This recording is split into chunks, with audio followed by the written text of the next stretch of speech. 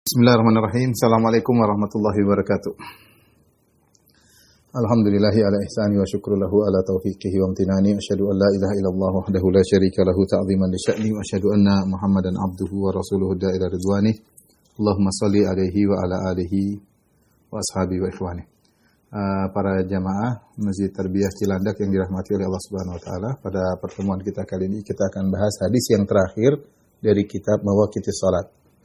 Karena pada hadis berikutnya kita sudah masuk dalam kitab yang baru, yaitu Kitabul Adzan. Ini adalah kitab terakhir dari Mawaqitus Shalat. Bab terakhir. Itu bab 41, bab As-Samar ma'al ahl wa dhaif, bab tentang ngobrol setelah Isya bersama istri dan tamu, ya. Sebagaimana pernah kita jelaskan bahwasanya ngobrol setelah Isya perkara yang makruh. Maka Nabi sallallahu alaihi wasallam yakrahu an-nauma qablahu wal haditha ba'dahu.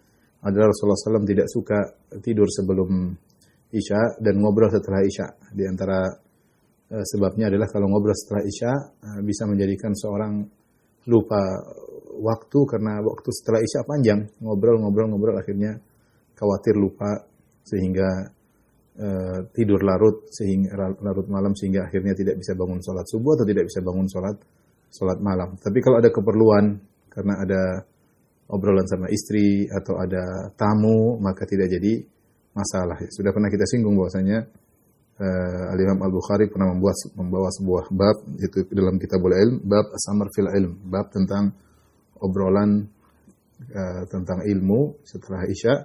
Kemudian beliau bawakan di antaranya hadis tentang hadis Ibnu Abbas yang dalam sebagian riwayat disebutkan bahwasanya Nabi SAW ngobrol dengan istrinya sebelum tidur. Sehingga obrolan dengan istri adalah perkara yang perlu, bukan perkara yang makruh, ya. Karena itu obrolan yang ada tujuan, di antaranya menumbuhkan cita kasih antara suami dan istri. Itu adalah tujuan yang dituntut dalam syariat Islam. Jadi tidak mengapa seorang menyisihkan waktu untuk ngobrol dengan istrinya. Demikian juga di antara obrolan yang ada tujuannya, yang ada tujuan dalam Islam, yaitu obrolan dengan tamu. Kalau tamu datang malam hari, kita ngobrol, menumbuhkan rasa kasih sayang di antara kita dengan tamu, ini suatu hal yang dituntut. Tentunya tetap saja tidak boleh sampai terlalu larut. Tapi ngobrol setelah Isya karena memuliakan tamu tidak jadi masalah. Di antaranya hadis yang dibawakan oleh Imam Bukhari, hadis ke-602, bab tentang ngobrol setelah Isya bersama istri, keluarga dan tamu. Imam Al-Bukhari Abu Abdullah Muhammad bin Ismail Al-Bardisbah Al-Bukhari rahimahullahu taala berkata, qala haddatsana Abu Nu'man qala haddatsana Mu'tamir ibnu Sulaiman qala haddatsana Abi qala haddatsana Abu Utsman an Abdurrahman bin Abi Bakar. Jadi hadis ini dibawakan oleh sahabat yang mulia Abdurrahman bin Abi Bakar radhiyallahu taala anhu. Abdurrahman bin Abi Bakar adalah anak dari Abu Bakar, dari istri Abu Bakar yang bernama Ummu Ruman. Ummu Ruman ada yang menyebutnya adalah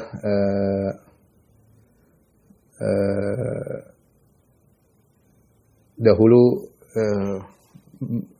menikah dengan seorang, kemudian suaminya meninggal, kemudian dinikahi oleh Abu Bakar radhiyallahu taala anhu.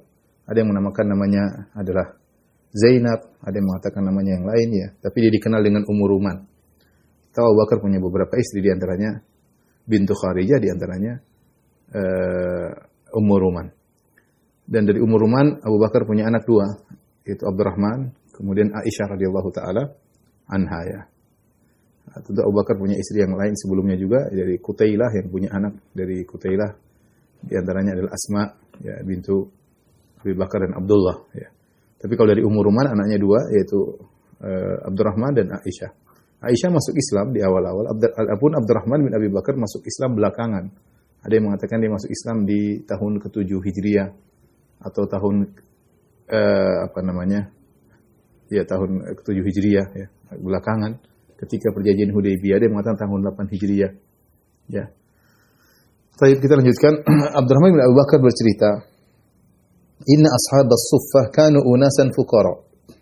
Bahwasanya ashabus suffah, yaitu orang-orang yang tinggal di suffah, kanu unasan fuqara. Suffah yaitu adalah eh, tempat yang berada di belakang Masjid Nabawi. Kalau ini adalah Masjid Nabawi, misalnya, maka di belakang dikasih tambahan ya. Ada tempat tambahan, kemudian yudhallal, jadi dikasih atap juga di atasnya. Ya, kemudian orang-orang tinggal di sini, namanya suffah ya. Suffah. Ini adalah tempat tinggal orang-orang muhajirin yang tidak punya ini Masjid Nabawi. Kiblat ya. Nah, orang-orang yang tidak punya tempat tinggal, tidak punya tempat bernaung, para muhajirin, mereka tinggal di suffah. Mereka tinggal di suffah, mereka tidur di situ ya. Nanti kalau mereka ibadah, mereka masuk Masjid Nabawi, kalau mereka tidur di suffah. Di tempat dikasih mudhallal, dikasih naungan di atasnya, mungkin semacam terpal atau atap seperti itu, mereka tinggal di bawahnya. Jadi di luar areal masjid. Mereka tidur di situ, mereka tinggal di situ. Dan jumlah mereka sekitar ada 100 orang ya. 100 orang artinya silih berganti. Ada yang kemudian kalau sudah punya pekerjaan mereka tinggalkan tempat tersebut. Ada yang memberi naungan maka mereka tinggalkan tempat tersebut. Ini mereka orang miskin. Tempat tinggal kaum muhajirin yang miskin-miskin. Tempat tinggal kaum muhajirin yang miskin. Tentu bukan tinggal di suffah suatu yang mulia, tidak. Jadi mereka tinggal di suffah karena keperluan. Sahabat-sahabat yang punya tempat tinggal, mereka tidak tinggal di suffah. Mereka tidak tinggal di suffah. Tapi karena tidak ada tempat, maka sebagian sahabat tinggal di suffah. Tapi kalau mereka sudah punya tempat, mereka akan tinggalkan suffah tersebut. Ya. Konon, kata sebagian ulama berpendapat, kata sufi adalah disandarkan kepada suffah. Ini suffah. Suffah. Ada yang mengatakan kalimat sufi itu nisbah kepada suffah, nisbah kepada suffah. Untuk menunjukkan mereka adalah orang-orang yang zuhud, yang rajin beribadah. Namun ini dibantah oleh para ulama karena seandainya nisbahnya kepada suffah maka bukan sufi tapi sufi. Tapi sufi. Oleh karenanya tidak benar ya, karena sufiyah juga munculnya belakangan ya, setelah abad pertama, itu abad kedua baru mulai muncul kaum sufiyah. Di zaman Nabi SAW tidak ada kaum sufiyah. Dan orang-orang tinggal di suffah itu bukan karena suatu kemuliaan, tidak, tapi karena kebutuhan, tidak ada tempat tadi sebagaimana saya jelaskan. Abdurrahman bin Bakar berkata, "Ana ashabas suffah kanu unasan fuqara." Mereka adalah orang-orang yang miskin. Wa anna Nabiy sallallahu alaihi wasallam qala, dan Rasulullah SAW perhatian terhadap mereka. Sampai Rasulullah SAW pernah berkata, man kana indahu ta'amu itsnain falyadhhab bitsalits. Siapa yang punya makanan untuk 2 orang, maka cari orang ketiga. Artinya ambil orang ketiga dari ashabus suffah. Bawa 1 orang maksudnya. Kamu punya makan buat 2 orang, bawa 1 orang, undang ke rumah makan. Disuruh bawa ke rumah. Wa in arba'un fa khamis. Siapa yang punya makanan buat 4 orang, di rumah cuma 4 orang, cukup makanan untuk 4 orang, maka falihadzab bi khamis aw sadis. Maka cari orang keempat, orang kelima, bawa ke rumah. Makan, ajak mereka makan karena mereka miskin. Kemudian kata Abdurrahman bin Bakar, wa anna Abu Bakrin ja'a bi thalathah. Abu Bakar ketika mendengar anjuran Nabi untuk bersedekah kepada para fuqara, ya, maka Abu Bakar pun datang membawa 3 orang dari suffah, bawa ke rumahnya. Ini dalil bahwasanya jika seorang minta sedekah bukan untuk dirinya tapi untuk orang lain, maka tidak jadi masalah. Ini bukan meminta-minta yang terlarang. Yang terlarang itu kalau dia minta untuk diri dia, minta buat saya, itu tercela. Tapi kalau dia minta bantuan untuk orang lain, Nabi SAW melakukannya. Nabi SAW minta bantuan untuk orang lain. Kita kumpulkan sedekah untuk orang lain, bukan untuk kepentingan pribadi kita, tapi untuk orang lain ya. Ini tentunya tidak mengapa. Yang jelas, yang penting amanah. Jangan kemudian minta bantuan untuk orang lain, kemudian kita potong untuk diri kita. Itu tidak amanah namanya ya. Nabi minta siapa yang bersedekah buat ashabu suffah, orang-orang yang tinggal di suffah. Abu Bakar, maka dia membawa 3 orang. Abu Bakar bawa 3 orang, diambil dari Suffah kemudian dibawa pergi. Fantalaqa Nabi sallallahu alaihi wasallam bi asyarah. Nabi sallallahu alaihi wasallam ambil 10 orang. Bawa ke rumahnya. Yang lain satu ambil bawa 1, ada yang ambil 2, Abu Bakar bawa 3. Nabi bawa 10 orang.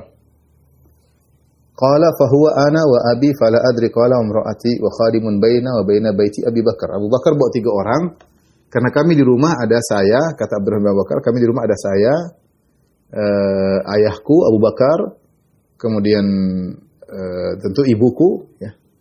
Kemudian khadimun, ada pembantu. Baina wa baina Abi Bakar. Jadi ada pembantu yang rumahnya dia pembantu sharing antara rumah Abu Bakar dengan rumahku. Ini dalil bahwasanya tidak mengapa seorang memiliki pembantu, ya, tidak mengapa. Membuka lapangan pekerjaan, ada asisten rumah tangga, kita kasih gaji, enggak ada masalah. Bukan perkara yang taraf, bukan perkara yang berlebihan.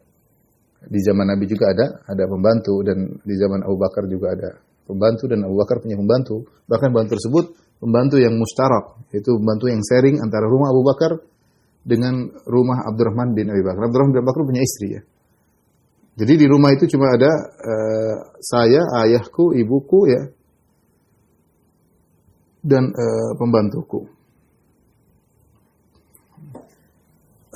Setelah Abu Bakar mengantar 3 orang dibawa ke rumahnya. Disebut dalam sebagian riwayat Abu Bakar mengatakan kepada putranya Abdurrahman, urus ini tamu-tamu kita. Urus tamu-tamu kita dari Suffah, yaitu muliakan mereka, kasih makan mereka. Terus Abu Bakar pergi. Wa inna Abu Bakar ta'asya inda Nabi sallallahu alaihi wasallam, ya. Jadi zahirnya Abu Bakar mereka 4 orang. Mereka berempat di rumah dan Abu Bakar membawa 3 orang, ya. Karena dia mengatakan siapa yang punya 4 orang, bawa orang kelima atau keenam. Abu Bakar bawa 3 orang. Ibnu Hajar mengatakan bisa jadi Abu Bakar tidak makan jatahnya, sehingga jatahnya diberikan kepada orang ketiga. Ya, makanan dahulu terbatas, mereka makan terbatas, sehingga makan 4 orang dipanggil orang untuk supaya bisa dimakan 7 orang. Ya, seharusnya 4 orang dimakan buat 7 orang. Abu Bakar sepertinya dia tidak makan jatahnya, dia kasih orang ketiga. Seharusnya kalau 4 bawa 2 aja cukup. Cuma dia bawa 3 orang. Kenapa Abu Bakar tidak makan jatahnya? Abu Bakar makan bersama Nabi SAW. Tsumma raja'a, setelah Abu Bakar ngantar tamu-tamunya di rumah dan suruh Abdurrahman untuk ngurusi tamu-tamunya. Raja'a falabitha hatta ta'asya Nabi SAW. Ta'asya inda Nabi SAW. Tsumma labitha haitsu suliyatul isya. Tsumma raja'a falabitha hatta ta'asya Nabi SAW. Ini ada pembahasan para ulama tentang riwayat ini, ada pengulangan. Tapi maknanya dari kesimpulan dari penjelasan Ibnu Hajar rahimahullah ta'ala, maksudnya Abu Bakar balik lagi, kemudian dia sholat isya bersama Nabi SAW, atau dia makan malam bersama Nabi SAW, kemudian dia nunggu sholat isya bersama Nabi SAW. Dia nunggu sholat isya, tamunya ditinggal di rumah. Tamu Abu Bakar, rumah Abu Bakar mungkin agak jauh dari masjid. Abu Bakar kemudian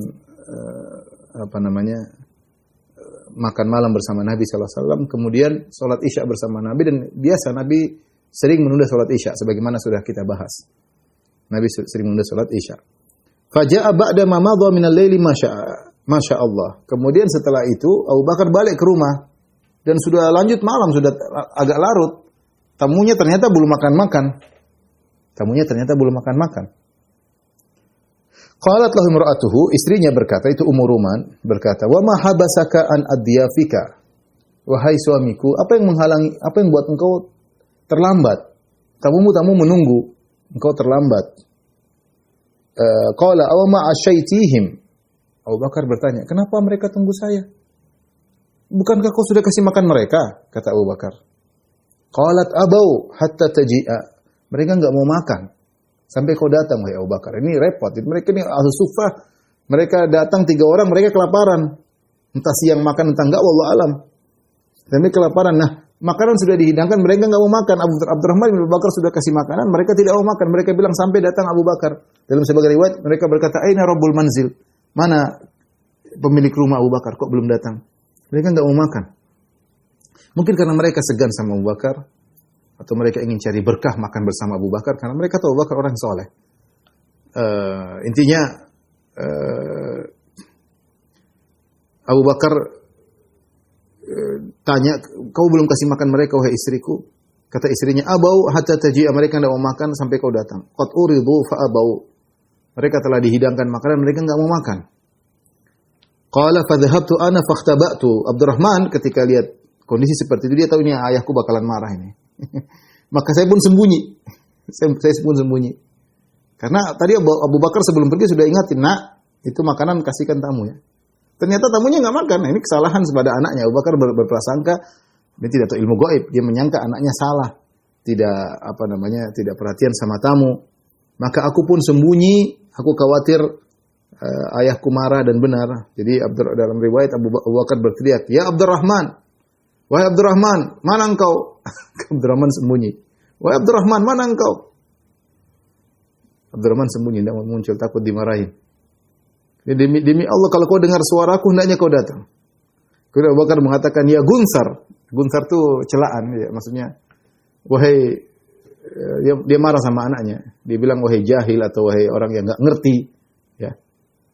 Akhirnya dia agak marah sama anaknya. Fajadda'a wa sabba, dia mencela anaknya. Kemudian aku pun datang, ya. Aku pun datang. Dalam riwayat maka kata Abdurrahman, la dzambali, aku tidak punya salah ya ayahanda. Coba kau tanya kepada tamu-tamumu. Akhirnya tamu-tamunya berkata, benar wahai Abu Bakar, anakmu tidak salah. Kami yang tidak mau makan sampai kau datang. Maka Abu Bakar kemudian marah. Abu Bakar berkata, kululah hani'an. Makanlah yaitu tidak ada hani, itu maksudnya makan dengan nyaman, tidak ada kenyamanan dalam makan kalian ya. Ada yang mengatakan ini Abu Bakar marah sama tamu-tamunya. Kenapa? Karena Abu Bakar sudah atur tamu-tamunya biar makan karena dia ada keperluan dengan Nabi sallallahu alaihi wasallam. Kenapa harus tunggu saya? Merepotkan kalian. Kenapa saya sudah punya aturan dalam rumah, kenapa kalian ikut campur dalam urusan rumah? Ada yang mengatakan Abu Bakar marah, makanya dia mengatakan kululah hani'an lakum. Harusnya kan kulu hani'an, makanlah dengan nyaman. Tapi Abu Bakar mengatakan makan tapi tidak ada kenyamanan. Artinya menunjukkan dia agak marah. Karena tamu-tamunya ngatur ya, harusnya tinggal makan aja, ngapain ngatur tunggu tuan rumah datang dulu, ngerepotin diri. Ada yang mengatakan maksudnya kata Abu Bakar kululah hani'an, maksudnya kalian makan tapi tidak selezat ketika awal dihidangkan. Faqala, dan mereka mengatakan kami enggak makan sampai engkau makan. Abu Bakar katakan lagi, wallahi la at'amuhu abadan. Demi Allah dia, Abu Bakar bersumpah, saya tidak akan makan. Kalian makan aja, saya tidak akan makan. Wa imullah ma kunna na'khudhu min luqmatin illa raba min asfaliha aktsar minha. Akhirnya Abu Bakar enggak mau makan. Akhirnya tamu-tamunya makan. Tamunya makan sama Abdurrahman, anaknya Abu Bakar. Kata Abdurrahman, waimullah, demi Allah, ma kunna na'khudhu bil luqmatin illa raba min asfaliha aktsaru minha. Tidaklah kami ambil makanan dari makanan Abu Bakar yang dihidangkan di rumah Abu Bakar, kecuali kami setiap ambil satu suapan tambah banyak. Karomah. Makanan itu tambah banyak. Hatta syabi'u, ya. Wa sarat aktsar mimma kanat qabla dzalik. Para tamu-tamu udah kenyang dan tambah banyak makanannya, diambil tambah banyak. Fa nadhara ilaiha Abu Bakrin fa idza kama hiya aw aktsar minha. Nah, Abu Bakar melihat makanan kok setelah dia juga enggak tahu kalau ternyata ada karomah terjadi di rumahnya. Kata Ibnu Hajar rahimahullah taala, ini adalah pemuliaan Nabi Allah kepada Abu Bakar. Abu Bakar tadinya marah, biar tadi jadi marah. Ini marah tamu-tamunya nunggu dia sampai lama. Kenapa yang repot-repot nunggu saya? Karena Abu Bakar kemalaman, sementara dia tahu tamu-tamunya kelaparan. Ngapain harus nunggu saya? Makan aja dari awal. Mungkin masih panas. Kenapa ditunggu sampai sudah dingin nunggu saya datang? Saya juga sudah makan sama Nabi Shallallahu Alaihi Wasallam. Sebenarnya Abu Bakar agak marah, tapi Allah ingin membuat hati Abu Bakar bahagia dengan Allah menampakkan karomah di rumah Abu Bakar. Jadi Abu Bakar juga kaget loh. Makannya kok tambah banyak? Ya. Faqala mar'atihi ya ukhta bani Firas ma hadza. Ya. Kok bisa begini wahai istriku? Bani Firas maksudnya Ummu Ruman. Wahai Ummu Ruman, kenapa bisa jadi seperti ini?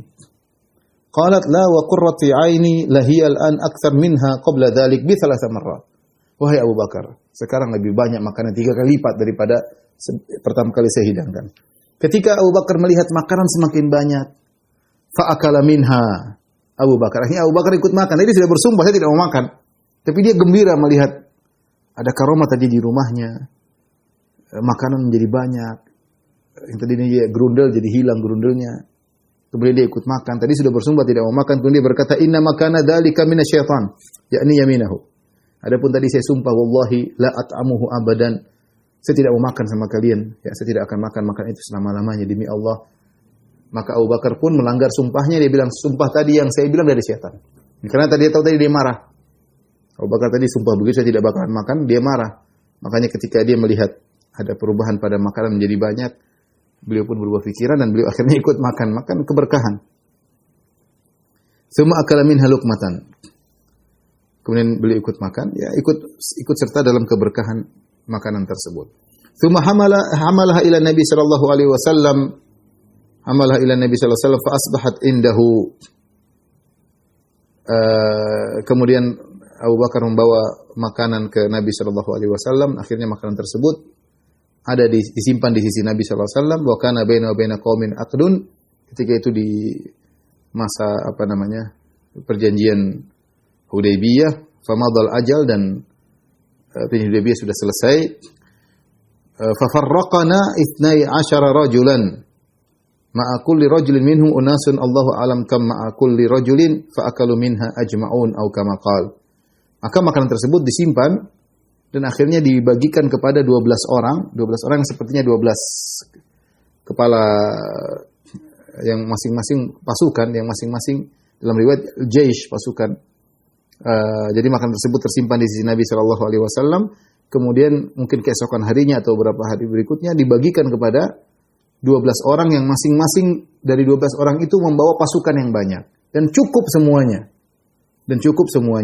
Ya. Fa akalu min ajma'in. Kata para ulama, makanan tadi sudah berkah dari rumah Abu Bakar, ketika berada di sisi Nabi semakin berkah lagi. Ya, kalau tadi dimakan oleh 3 orang, makanan tadi jadi 3 kali lipat. Ketika ditaruh di sisi Nabi SAW, kemudian datang pasukan yang banyak, semuanya makan dan cukup untuk semuanya. Dan ini adalah mukjizat Nabi SAW. Inti daripada hadis ini yaitu bahwasanya Abu Bakar ngobrol dengan tamunya, ngobrol dengan istrinya setelah Isya karena ada keperluan, dan itu tidak jadi masalah. Yang dihukumi makruh adalah jika ngobrol tanpa ada keperluan, ngobrol ngalur ngidul sehingga akhirnya menghabiskan waktu, tidak ingat waktu, akhirnya tidur larut malam, akhirnya tidak bisa bangun salat malam, dan lebih parah lagi akhirnya subuh lewat. Ini hadis ada faedah yang bisa kita ambil, ya, di antaranya jika seorang bersumpah dengan suatu sumpah yang sumpah tersebut ternyata tidak tepat, maka jangan ragu-ragu untuk membatalkannya dan bayar dengan kafarah sumpah, ya. Bayar kafarah sumpah, ya. Sebagaimana Allah sebut dalam surat Al-Maidah. Fa kafaratuhu la yu'akhidhukumullahu fi aymanikum walakin yu'akhidhukum bima aqadtukumul ayman, ya. Fa kafaratuhu, kafarah dari orang yang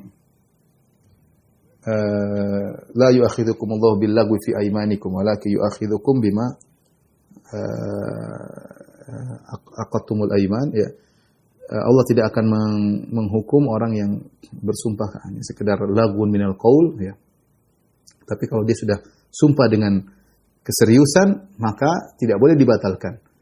Barang siapa yang membatalkannya, ya, maka dia harus bayar kafarah. Fa kafaratuhu it'amu 10 masakin, ya, min awsati ma tut'imuna ahlikum aw kiswatuhum aw tahriru raqabah. Faman lam yajid fa siyamu 3 ayyam. Dzalika kafaratu aymanikum idza halaftum wahfadhu aymanakum. Kafarah orang tidak melanggar sumpah adalah dengan memberi makan kepada 10 fakir miskin dari makanan pertengahan yang kita biasa makan. Jangan makanan yang rendah, jangan juga makan yang mahal. Yang pertengahan biasa kita makan 10 orang fakir miskin. Atau kiswatum, atau kita berikan 10 pakaian untuk 10 orang fakir miskin. Atau tahriru raqabah, atau memerdekakan budak. Memerdekakan budak sudah enggak ada zaman sekarang. Jadi pilihan kita cuma 2. Memberi makan bebas, ini pilihan. Memberi makan kepada 10 fakir miskin lebih murah, atau memberi pakaian untuk 10 fakir miskin mungkin lebih mahal, ya. Faman lam yajid, barang siapa yang tidak mampu memberi makan kepada 10 fakir miskin atau memberi pakaian kepada 10 fakir miskin, maka dia siyamu salasati ayyam, maka dia berpuasa 3 hari. Dzalika kafaratu aymanikum idza halaftum. Ini adalah kafarah sumpah jika kalian melanggar. Wahfadzu aymanakum, jagalah sumpah-sumpah kalian. Jadi asalnya kalau kita bersumpah, kita catat dan kita ingat dan kita tidak boleh langgar. Kita boleh langgar kalau ternyata ada maslahat yang besar. Seperti Abu Bakar tadi marah, dia bersumpah saya tidak akan makan. Kemudian beliau makan. Ya, tapi kalau kita melanggar sumpah karena ada maslahat, maka kita membayar kafarah sumpah. Kemudian di antara faedah dari hadis ini bahwasanya bagaimana karomah yang dialami oleh Abu Bakar radhiyallahu taala anhu, ya, karomah yang dialami oleh Abu Bakar radhiyallahu taala anhu sebagai bentuk pemuliaan Allah kepada Abu Bakar. Kita tahu Abu Bakar adalah manusia terbaik dari umat ini ba'da nabiyha, setelah Nabi Muhammad SAW. Itu yang kita yakini Ahlus Sunnah. Siapa manusia terbaik di umat ini? Tentunya Nabi Muhammad SAW. Setelah Nabi Muhammad SAW, kemudian Abu Bakar. Manusia yang terbaik di umat ini. Abu Bakar setelah Nabi SAW. Makanya Umar pernah berkata, la wuzina imanu ma Abi Bakar ma imanil ummah la rajia imanu Abi Bakar. Kalau imannya Abu Bakar ditimbang dengan imannya umat, lebih berat imannya Abu Bakar radhiyallahu taala anhu, yang Rasulullah bersabda, iktadu billadaini min ba'di, ikutilah 2 orang setelahku, Abu Bakar wa Umar, Abu Bakar dan Umar, ya. Dan terlalu banyak kemuliaan Abu Bakar radhiyallahu taala anhu. Jadi orang paling mulia dari umat ini, ya. Dan ini juga perhatian terhadap fakir miskin, ya. Bagaimana Rasulullah SAW memotivasi orang untuk membantu fakir miskin. Kalau ada orang kita kenal kelaparan, kita bantu, ya. Mereka, apalagi tetangga kita tidak makan, kita kasih makan. Dan bisa kita bawa makanan kepada mereka atau kita undang ke rumah untuk makan. Sebagaimana dilakukan oleh para sahabat. Abu Bakar bawa ke rumah, makan di rumah. Jadi dimuliakan, makan di rumah orang miskin, ya. Ini tentu berpengaruh kepada hati kita, ya. Jadi kita hilang rasa sombong kita, peka perasaan kita. Dan di antara doa Nabi SAW, Nabi meminta agar kita cinta kepada orang miskin, wa hubbal masakin, cinta kepada orang miskin. Jadi kita lihat orang miskin, kita peka, kita sedih melihat orang susah itu, ya. Kita ingin mengeluarkan uang untuk mereka, ya. Kalau kita mampu keluar, kalau enggak kita doain, ya. Tapi perasaan peka terhadap orang miskin itu adalah karunia. Makanya di antara doa Nabi berdoa kepada Allah, "Nas'aluka hubbak wa hubba man yuhibbuk wa hubba kulli amalin yuqarribuni ila hubbik. Allah nas'aluka fil khairat wa tarkal munkarat wa hubbal masakin." Ya Allah, aku mohon kepada Engkau untuk mencintai orang-orang yang miskin. Dan karomat bukanlah satu hal yang bisa dipelajari. Tiba-tiba Abu Bakar tidak menduga. Tiba-tiba ada karomah di rumahnya. Dia tidak menduga. Allah ingin memuliakan Abu Bakar. Makanya dia tanya kepada istrinya, "Ma, hari ini apa ini? Kok bisa begini?" Ya memang begitu kata istrinya. Ya, memang begitu. Jadi Abu Bakar juga tidak menduga bisa seperti itu. Bukan karomah, bukan seperti ilmu sihir yang bisa dipelajari, bisa dikeluarkan sewaktu-waktu, enggak. Abu Bakar enggak, tiba-tiba ada karomah diperlukan, setelah itu selesai. Dan ini tidak berulang-ulang pada Abu Bakar. Pernah terjadi pada Abu Bakar, tidak berulang karena karomah itu adalah pemuliaan dari Allah Subhanahu wa taala kepada sebagian hambanya dan tidak dipelajari. Tidak ada ritual khusus untuk bisa dapat karomah, ikut latihan-latihan khusus atau puasa ini, puasa mutilah, apalah itu, dari itu semua omong kosong, itu biasanya dari jin, ya. Adapun karomah tidak dipelajari, tiba-tiba Allah berikan, ya. Dan banyak kita tahu orang-orang mendapatkan karomah. Sebagian kawan-kawan juga mengalami karomah, ya. Allah musta'an. Ini saja yang bisa saya sampaikan, dan ini hadis terakhir, karena kalau kita masuk bab baru, hadis baru adalah Kitabul Adzan. Insyaallah kita tunda pekan depan biiznillahi taala. Baik, demikian saja, ya, ikhwan dan akhwat, para jamaah Masjid Tarbiyah Cilandak yang dirahmati Allah Subhanahu wa taala. Insyaallah kita lanjutkan pada kitab yang baru, Kitabul Adzan, pada pertemuan pekan depan biiznillahi taala. Kurang lebih saya mohon maaf. Wabillahi taufiq wal hidayah. Assalamualaikum warahmatullahi wabarakatuh. Waalaikumsalam warahmatullahi wabarakatuh.